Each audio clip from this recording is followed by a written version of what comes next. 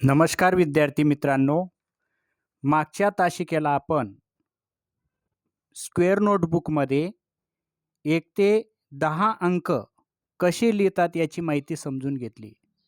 आजच्या तासिकेत आपण 1 ते 100 अंक बॉक्स वहीमध्ये स्क्वेअर नोटबुकमध्ये कसे लिहितात याची माहिती समजून घेणार आहोत.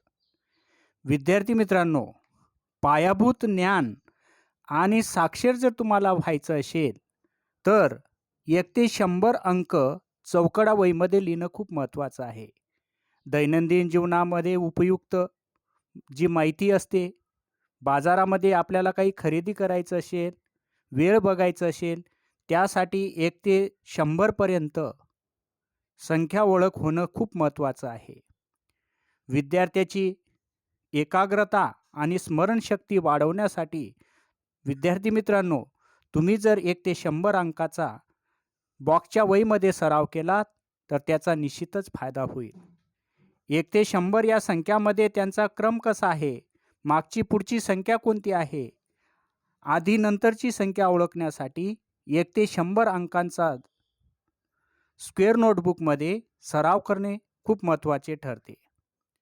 तर विद्यार्थ्याचा सर्वांगीण विकास, भाषिक विकास आणि गणिती कौशल्य पायाभरणीसाठी 1 ते 100 हे अंक स्क्वेअर नोटबुकमध्ये लिहिल्यानंतर निश्चितच फायदा होत असतो.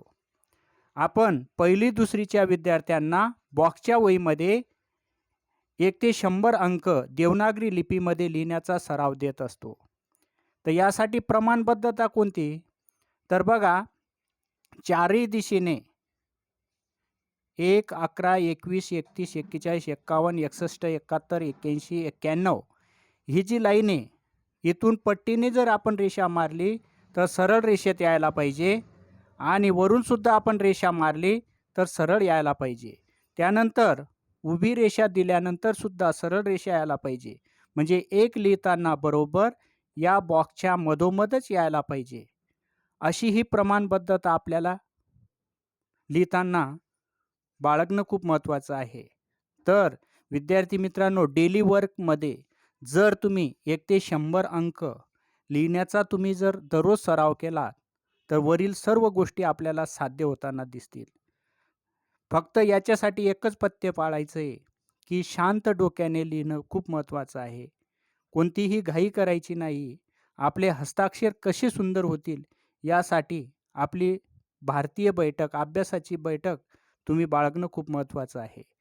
आणि 1 ते 100 हे अंक स्क्वेअर नोटबुकमध्ये लिहून झाल्यानंतर बघा, जी खालची 4 लाईनिंग उरतात त्यामध्ये 1, 2, 3, 4, 5, 6, 7, 8, 9, 0 हे 10 अंक 4 ओळीमध्ये, राहिलेल्या 4-5 ओळी असतील त्यामध्ये लिहिल्यानंतर आपलं ब्रेन मॅपिंग, ब्रेन स्टॉर्मिंग म्हणजेच मेंदूच्या संरचनेत सुधारणा होत असते.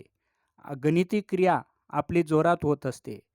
तर आजच्या तासिकेला तुम्ही 1 ते 100 अंक स्क्वेअर नोटबुकमध्ये चांगल्या पद्धतीने लिहाल अशी आशा बाळगतो आणि याचा दररोज सराव कराल अशी 100% खात्री देतो आणि आजची तासिका संपवतो. धन्यवाद.